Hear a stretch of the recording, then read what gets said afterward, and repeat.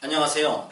이번 시간에는 영어의 4대 영역인 읽기, 쓰기, 듣기, 말하기 이 네 가지를 동시에 시작하면 안 되는 이유에 대해서 말씀을 드리도록 하겠습니다. 읽고 쓰는 것은 문자교육, 듣고 말하는 것은 소리교육입니다. 크게 나눠서는 두 가지가 될 수가 있습니다. 이 두 가지를 절대로 동시에 시작하면 어느 한쪽은 할 수가 없게 된다는 걸 말씀을 드립니다. 흔히들 저희 한글 영어를 제외하고는 거의 대부분이라고 말씀을 드릴 수 있습니다. 4대 영역을 잘해야지만 영어를 잘한다고 얘기합니다. 심지어는 영어 문자를 알면 듣기를 잘한다라고 얘기를 합니다. 그래서 영어책을 큰 소리로 읽어라. 그러면 듣기를 잘하게 된다. 이렇게 말을 합니다. 너가 읽는 소리가 너의 귀에 들려서 듣기를 도와준다라고 얘기를 합니다.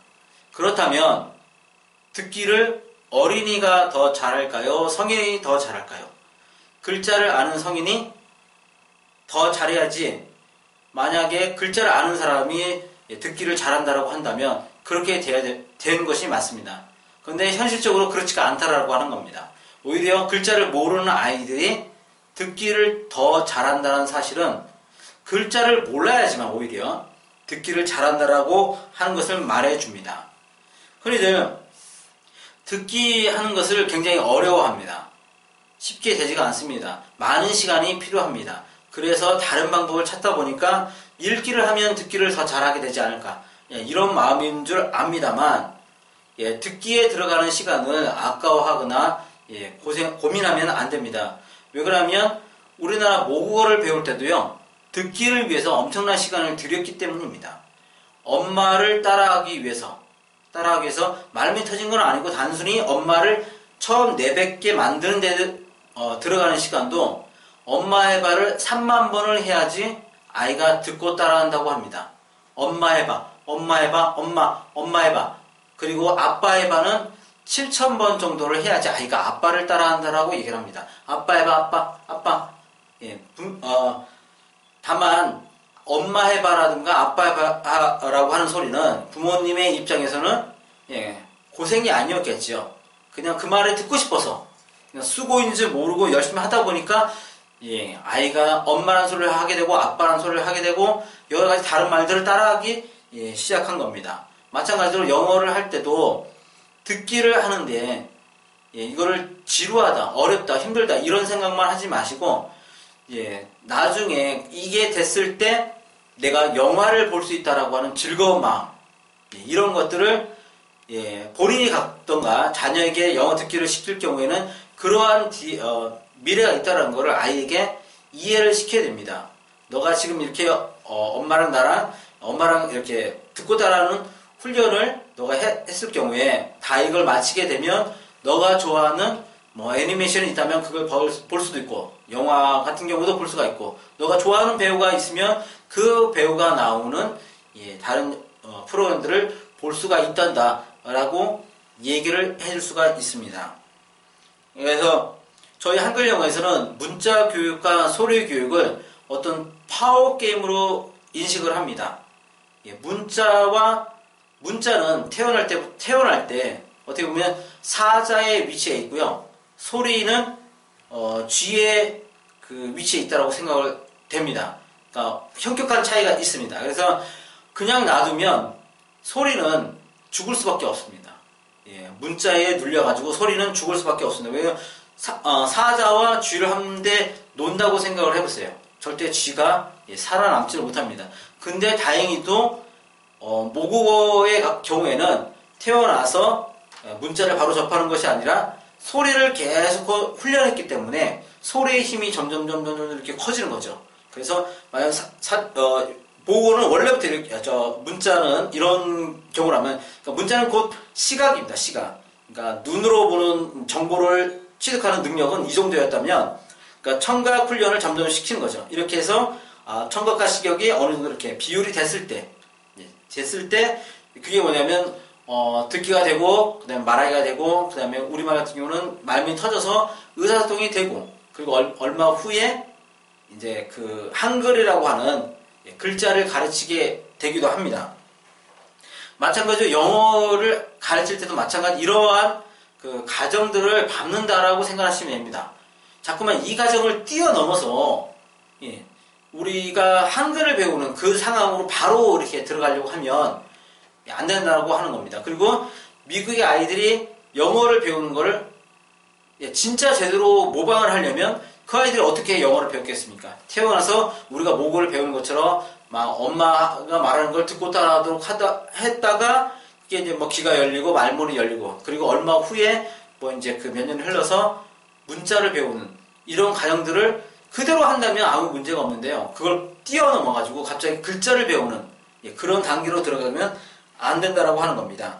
그래서 시각을 통한 정보 능력은 처음부터 어떻게 보면 사자와 같고 청각을 통해서 정보를 입수하는 능력은 쥐와 같다. 그래서 처음에는 이 청각 능력을 좀 키워주는 훈련을 먼저 해주는 것이 나중에 시각과 청각의 능력이 거의 동등해진다라고 말씀드릴 수가 있습니다. 그래서 영어의 경우에도 맨 처음에 그 문자를 가르치기 전에 그 청각으로 영어를 배울 수 있는 능력을 완전하게 세워준 다음에 그 다음에 영어 글자를 알려주라고 하는 겁니다.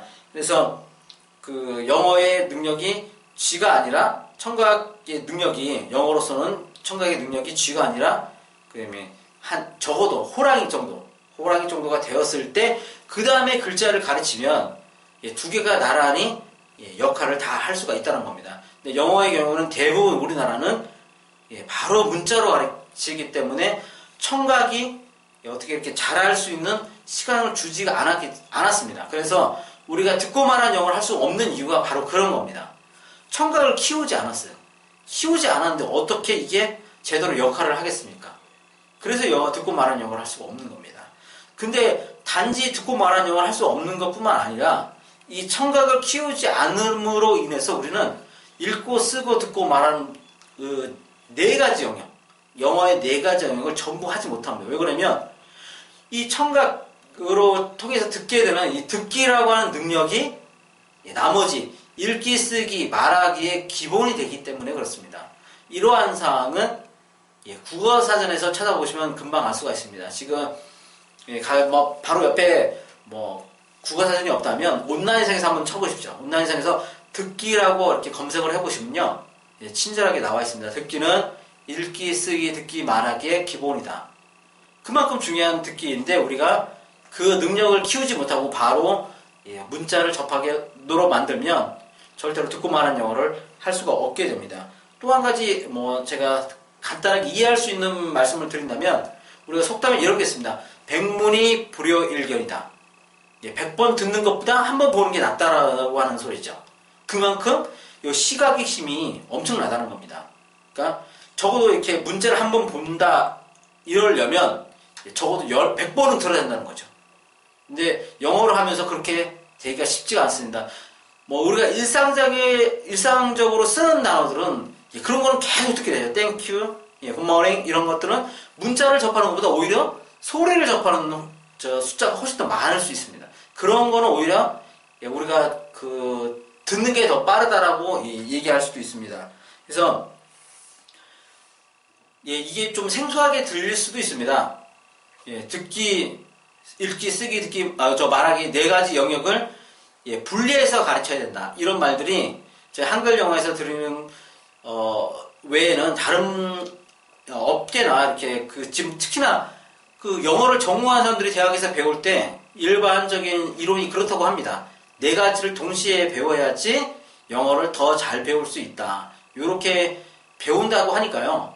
일선에서 가르치는 선생님들이 그렇게 알고 계시니 아이들도 당연히 그렇고 학부모님들도 그런 말들을 많이 듣다 보니까 저희가 듣기 말하기 이런 소리 교육하고 그다음에 읽고 쓰는 문자 교육을 분리해야 된다. 그것도 철저하게 분리해야 됩니다라고 말씀드리면 잘 이해가 되지 않으신데요.